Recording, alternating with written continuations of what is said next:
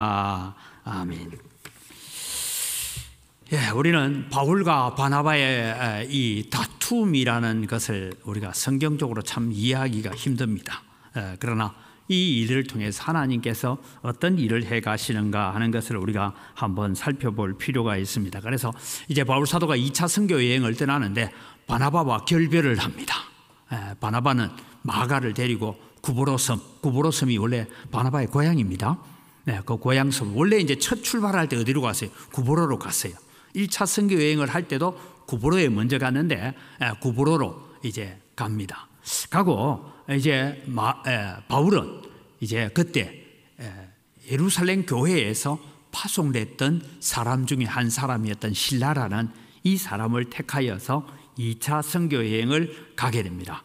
정확하게 우리가 저 연도를 알 수는 없지만 2차 선교 여행을 갔던 시기는 50년에서 53년, 대략 한 4년의 세월 동안 선교 여행을 가게 됐다 하는 것을 우리가 알 수가 있습니다. 그래서 2차 선교 여행에 대해서 우리가 배워보려고 합니다. 2차 선교 계획을 세울 때에 어떤 계획들이 세웠느냐? 첫 번째는 이제 바울과 바나바가 한 마음입니다. 우리가 복음을 전했던 각 성으로 가보자. 그래서 그 형제들의 믿음을 다시 점검하고 신앙을 다시 점검해 봐야 되겠다 하는 마음을 가집니다. 그 기에는 세 가지 이유가 있어요. 하나는 복음을 전하고 또 교회 성도들을 잘 양육하기 위한 목적이 하나 있고, 두 번째는 세워진 교회들을 견고히 해야 되는데 우리는 15장 사건에 아주 중요한 사건을 하나 알고 있습니다. 예수를 믿는 것만으로 구원 못 받고 할례를 받아야 된다.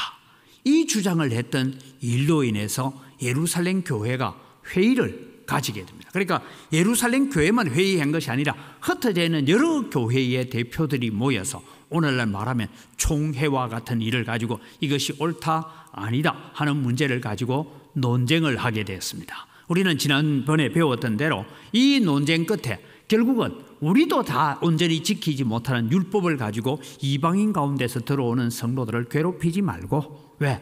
나도 율법 제대로 못 지키면서 율법의 기준으로 하지 말고 정말 예수 그리스도를 믿음으로 말며, 특별히 베드로가 간증했죠. 고넬료의 집에서 있었던 그 일들을 간증을 하고 바울과 바나바는 이방인 가운데서 일어났던 역사들을 소개함으로 말미암아서 성령께서 하시는 일을 우리가 법으로 자꾸 막아서는 안 된다, 그런 얘기를 하게 됩니다.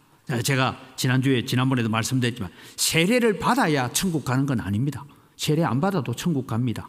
세례 안 받고 천국 간 사람, 어떤 분이 그러죠. 제일 횡재한 사람이 하나 있는데 그 사람은 바로 예수님 한쪽 편에 못 박혔던 강도였다. 그가 고백했던 건 딱 한 가지입니다. 다른 자기와 같이 강도짓을 했던 사람 보고 우리는 죽음 마땅한 죄인이지만 이분은 죄가 없다, 그 고백 하나 했고, 그 다음에 했던 말이 뭡니까? 주여 당신의 나라에 들어갈 때 저를 기억해 주옵소서. 이게 나를 구원해 달라고. 차마 말 못해요. 왜? 자기 죄를 너무 잘 아니까. 나는 지옥 가는 것도 마땅하다. 그런데 당신의 나라에 들어갈 때 나를 기억해 주십시오. 그래서 예수님께서 내가 진실로 네게 말하노니 오늘 너와 내가 낙원에 같이 있으리라. 그래서 한쪽 편 강도는 구원을 받고 한쪽 편 강도는 구원을 못 받았습니다. 그래서 우리가 흔히 우스갯소리 하는 얘기 있죠. 천국에 가면 깜짝 놀랄 일이 세 가지가 있대요. 천국 가면. 왜냐? 천국 가서 보니까 여러분, 이 강도를 알고 있는 사람들이 천국에서 만나면 깜짝 놀라겠어요, 안 놀라겠어요? 아니 저런 인간이 어떻게 천국 와? 하고 깜짝 놀라죠. 그 다음에 또 하나는 보니까 왜 아무개 장로님은 없어? 왜 아무개 목사님은 없어? 보니까 어디 있어요? 지옥에 있단 말이에요. 그래서 깜짝 놀란다. 그 다음에 세 번째 놀라는 것은 딱 내를 보니까 내가 어떻게 여기 왔지? 나도 내 자신을 보니까 도무지 이 자리에 올 수 있는 형편이 아닌데, 올 수 있는 자가 아닌데 여기 왔구나. 그건 여러분 요한계시록 4장에 보면 그 부분이 나옵니다. 예수님이 앉아 계시고 24보좌가 있는데 그 보좌에 둘러앉은 장로들이라고 나오죠. 그것은 어떤 특별한 사람을 얘기해요. 모든 성도를 얘기하는 겁니다. 이 장로들이 그의 머리에 면류관이 씌워지니까 보좌에 앉아있던 장로들이 내려와서 엎드려서 무릎을 꿇고 얼굴을 땅에 맞도록 절하면서 면류관을 벗어서 어린 양 발 앞에 내려놓으면서 우리는 이 면류관 받을 자격이 없습니다. 우리는 감히 보좌에도 앉아있을 자격이 없습니다라고 어린 양에게 영광을 돌리는 그 자리, 그것이 여러분 오늘 우리가 부름받았고 우리가 가야 될 천국임을 믿으시기 바랍니다. 이걸 지금 바울 사도가 전하는 거예요. 그래서 세워진 교회들을 진리 가운데서 바르게 세워져야 된다. 왜? 안디옥 교회를, 수리아 안디옥 교회를 괴롭혔던, 율법을 지켜야 구원받는다라고 주장했던 이 주장들도 동일하게 저 흩어진 여러 교회, 이방인 교회에도 그런 이야기들이 있을 것이니까 우리가 다시 그들의 믿음을 견고하게 해가자. 그 다음에 여러분 세워졌던 교회들마다 다 무슨 일이 있으면 고난과 핍박이 있었죠. 고난과 핍박 가운데 있었던 교회들이 제대로 세워져 있는지를 점검해 봐야 되겠다 하는 그런 마음으로 갔습니다. 자, 이제 지도를 하나 보고 여러분 이제 지도를 꼭 외워둘 필요는 없지만 저게 1차 선교 여행의 길이었구나. 저게 이제 1차 선교 여행. 1차 선교 밑에 구보로 섬으로 갔다가 그 다음에 저 위로 올라와서 밤빌리아에 갔다가 저 위로 올라가는 데가 비시디아 안디옥, 그 다음에 옆으로 이고니온, 그 다음에 더베까지 왔다가 다시 왔던 길을 되돌아갑니다. 저런 코스로 갔던 것이 1차 선교 여행인데 2차 선교 여행에는 좀 다른 일이 벌어집니다. 2차 선교 여행을 볼까요? 2차 선교 여행은 바울 사도가 이제 해상으로 가지 않고 육로를 통해서 갑니다. 가서 제일 먼저 가는 곳이 어디입니까? 그게 아덴, 버가 이렇게 해서 이고니온, 전에 갔던 안디옥까지 갑니다. 저기서 원래 밑으로 내려와야 되는데 내려오지 않고 저기서 어디 가냐? 저 무시아까지 갑니다. 무시아에서 이 바울 사도는 지금 2차 전도 여행이라고 글 적혀 있는 비두니아와 저 북쪽 흑해 밑으로 가려고 했어요. 그런데 하나님께서 막으시죠. 16장에 나오는 얘기입니다. 하나님께서 못 가게 막습니다. 막아서 그들이 어디에 가냐? 드로아에 갔더니 드로아의 해안 도시에서 그날 밤에 잠을 자는데 바울 사도의 눈에 너무나 생생하게 저 마게도냐 사람, 마게도냐, 지금 저 바다를 건너가면 유럽 땅입니다. 그러니까 여러분 족속이 달라요. 쉽게 말해서 셈족이 있는 곳이 아시아 땅, 그 다음에 저 바다를 건너가면 우리가 흔히 빌립보라는 성이 지금 보이잖아요. 저 빌립보 성은 어떤 성이냐 하면 유럽 사람들, 그러니까 야베 족속이 살고 있는 곳입니다. 저곳에 이제 복음을 전하기 위해서 넘어갔다가 그리고 아래로 쭉 내려와서 아덴 고린도까지 갔다가 다시 에베소로 돌아왔다가 그리고는 이제 가이사랴로 돌아옵니다. 돌아올 때는 이제 저게 2차 여행인데 1차 여행은 어디에 중심이냐? 저게 이고니온이라고 적혀 있고 옆에 있는 안디옥, 부르기아 안디옥이라고 적혀 있는 저 지역을 중심으로 해서만 전도를 하다가 갔는데 이제 유럽 땅으로 가게 된다라는 것이 2차 선교여행입니다. 이 선교여행은 나중에 지도를 통해서 계속해서 우리가 배워갈 것입니다. 오늘은 이제 바나바와 결별에 대해서 우리가 배우려고 합니다. 바나바와 의견 차이를 가지게 됩니다. 이 의견 차 중에 하나, 마가 요한을 데리고 가자 말자, 요 싸움입니다. 여러분 마가 요한은 누구냐면 마가복음을 기록한 자고요. 그 다음에 마가복음에 보면 한 청년이 예수님이 끌려가는 것을 보고 발급 자다가 그때는 날씨가 좀 더운지 벌거벗은 몸에서 콧이불만 두르고 왜 되는지 하고 구경하다가 잡히니까 도망갔다 하는 청년이 바로 이 마가입니다. 이 마가 요한의 동행 여부. 그래서 바울 사도는 선교팀에 1차 선교를 할 때에 선교팀의 분위기를 망친 자를 또 데리고 가면 얘가 또 가다가 또 못하겠다 하고 집으로 가버리면 우리가 선교가 제대로 되겠냐? 안 된다 하니까 바나바는 그래도 다시 훈련시키자 이런 얘기입니다. 그런데 이걸 두고 많은 사람들이 성경을 해석하는 분들이 이렇게 해석하는 분이 있어요. 바울은 일 중심의 사역을 하는 사람이고 바나바는 사람 중심의 사람이다 하는데 그건 그냥 너무 해석을 무리하게 한 거예요. 왜? 마가는 바나바의 생질이기 때문입니다. 그러니까 누님의 아들이에요. 누님의 아들이니까 좀 잘 봐주고 싶겠어요? 안 봐주고 싶겠어요? 뭐 가능하면 데리고 가고 싶고 뭐 그렇게 했죠. 그런데 이제 바울은 그게 안 된다. 1차 선교 여행 때 그렇게 했는데 하고 이제 바나바와의 결별을 바라볼까요? 오늘 참 우리가 이해되지 않는 부분, 이런 훌륭한 지도자들도 서로 심히 다투어 갈랐었다. 우리 하나님 일하면 되겠어 안 되겠어? 바울하고 바나바는 담임 목사고 바울은 어떤 의미에서 부목사와 같이 있었는데 둘이 심히 다투어서 갈랐었대요. 이게 우리가 볼 때도 이해 안 되죠. 이런 일로 둘이 심히 다투었다 했는데 하나님의 계획이 있었습니다. 바나바는 마가를 데리고 구보로 섬으로 가서 선교를 떠났다 하고 난 뒤로부터 사도행전에 바나바의 얘기는 더 이상 등장되지 않습니다. 그 다음에 바울은 신라와 함께 갑니다. 그래서 이제 사도행전은 이때부터 누구의 이야기를 적고 있느냐면 바울 사도의 얘기만 적고 있습니다. 그래서 사도행전은 15장 오늘 이 본문에서부터 저 28장까지는 바울 사도의 얘기만 적고 있지 다른 얘기를 적지 않습니다. 그 앞에는 여러분 우리가 빌립의 전도 얘기도 적고 베드로가 고넬료의 집에 간 얘기도 있고 뭐 여러 가지 사역들의 얘기가 있었는데 이 2차 선교 여행을 떠날 때부터는 사도행전은 사도들의 행전을 기록한 것이 아니라 바울 사도의 행적을 기록하는 것처럼 그렇게 바뀌어져 갔습니다. 그럼 하나님께서 왜 바나바와 바울을 서로 나누어지게 만들었을까 하는 얘기입니다.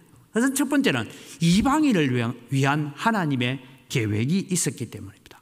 바나바와 바울이 같이 가면 늘 유대인 중심, 유대인 회당 중심의 사역을 할 수밖에 없었습니다. 그런데 하나님께서 바울을 부르실 때 뭐라고 부릅니까? 이방인을 위한 택한 나의 그릇이라. 자, 우리 사도행전 9장 15절 말씀을 보면 같이 읽어볼까요? 주께서 이르시되 가라, 이 사람은 내 이름을 이방인과 임금들과 이스라엘 자손들에게 전하기 위하여 택한 나의 그릇이다. 여기에 여러분 이스라엘 자손이 먼저 나오는 것이 아니고 이방인이 먼저 나와요.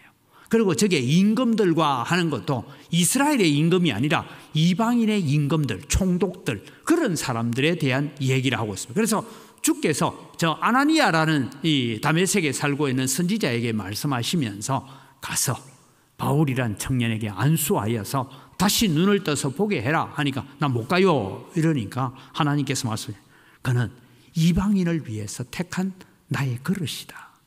그러면 여러분 바나바와 같이 계속해서 사역을 하게 되면 때로는 바나바와 함께하는 사역은 제한되기가 쉽습니다. 유대인 중심의 복음 전파를 계속해야 되는 회당 중심으로 일어나야 되는 일들입니다.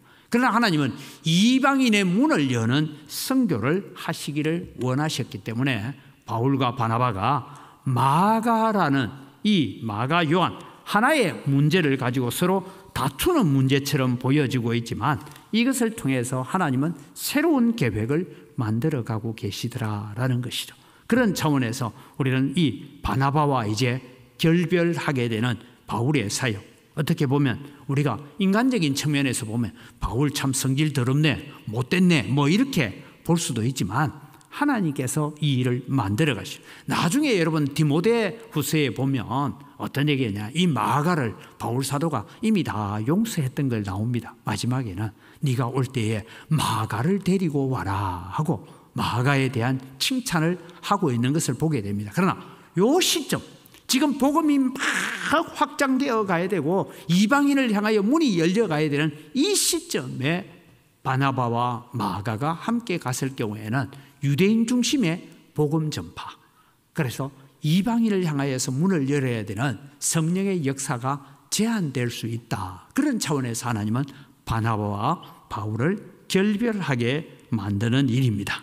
갈등을 새로운 역사로 변화시켜 가시는 하나님, 바나바 중심의 선교 사역에서 이제는 바울 중심의 선교 사역으로 전환되어 가죠. 아까 말씀드린 이후로 바나바의 사역은 뭘 했는지에 대한 얘기가 구브로로 갔다. 그 이후에는 별로 성경에 바나바에 대한 얘기가 등장하지 않습니다. 등장하지 않아요. 그 다음에 바나바가 무슨 서신을 써서 남겼다는 것도 없고 우리는 바울 중심으로 적혀진 우리가 바울 서신이라고 얘기하죠. 로마서에서부터 디도서까지 빌레몬서까지 이 바울 서신은 존재되어지지만 바나바 서신은 없습니다. 그런 차원에서 왔을 때 하나님께서 이 바울, 전에 이미 공부했죠. 학문적 지식을 가지고 있고 열정을 가지고 있고 열심을 가지고 있었던 이 바울을 통해서 하나님은 새로운 역사를 만들어가기를 원하셨다. 그래서 사도행전은 바울 중심으로 기록이 이때부터 진행되어져 간다라는 겁니다. 여러분 이제 사도행전을 16장부터 읽어가면서 여러분 나중에 뭔가 하면 단어에 이런 단어가 나옵니다. 16장 이전에는 그런 게 없었는데 16장 이후부터 우리라는 단어를 써요. 자, 이 사도행전은 누가 기록했습니까? 누가복음을 적었던 누가 기록했냐? 누가가 기록했어요. 누가는 헬라 사람입니다. 누가는 이방인입니다. 누가는 그 당시에 의사였습니다. 그렇기 때문에 아주 세밀하게 기록을 해가는 누가가 합류되어지는 시점은 어떠냐? 사도행전 16장 이후에 우리라는 단어가 등장할 때 이 누가가 선교팀에 함께 합력하게 되었다라는 것을 알 수가 있습니다. 그래서 누가는 주로 바울 사도의 주치의로서 따라다닐 뿐만 아니라 성경에 보면 기적적으로 치료한 얘기가 있고 의학적으로 치료한 얘기가 단어가 치료해. 우리는 다 치료했다 이런 나오는 게 똑같은 얘기인데 단어를 다르게 쓰고 있어요. 그것은 누가가 의사로서 고치는 병이 있었고 바울 사도가 기도해서 기적적으로 고치는 병이 있었다. 그런 부분을 우리에게 가르쳐주고 있습니다. 그래서 이방인 교회 중심의 기록을 해가고 있다. 그래서 이 갈등을 새로운 역사로 변화시켜 가시는 하나님의 모습을 우리가 알 수가 있습니다. 그래서 우리는 교훈을 얻습니다. 여러 가지 문제는 새로운 전환점을 만들어 간다. 제가 저것을 적으면서 우리 교회도 생각해 봤어요. 우리 교회도 여러 가지 문제가 있습니다. 그런데 제가 느끼는 것은 하나님은 이 여러 가지 문제를 가지고 새로운 전환점, 새로운 터닝 포인트를 만들어가고 계시는 하나님이시다라고 보면 우리는 절망하거나 낙심하거나 사람 보고 우리가 원망하고 불평할 것은 아니다, 그런 생각이 듭니다. 그래서 우리는 문제만 보지 말고, 오늘 오전에도 제가 그런 문제만 보지 말고 고난을 통해 일하시는 하나님을 바라보는 것이 우리의 참 신앙이 아닌가, 그것을 오늘 우리는 다시 한번 점검해 보아야 돼요. 그래서 우리는 우리가 원하는 하나님을 찾는 자가 아니라 하나님이 원하시는 내가 되기 위해서, 하나님, 내가 어떤 사람이 되기를 원합니까? 어떤 성도가 되기를 원합니까? 어떤 모습으로 살기를 원합니까? 라고 우리는 하나님 앞에 나아가는 자가 되어야 될 것입니다. 우리 기도를 같이 보겠습니다. 같이 읽습니다. 많은 문제를 통하여 일하시는 하나님의 계획을 볼 수 있는 영적 안목을 갖게 하소서. 이방인을 향한 하나님의 계획이 오늘 우리에게 은혜가 되었음을 기억하고 감사하며 언광교회도 귀한 선교의 도구가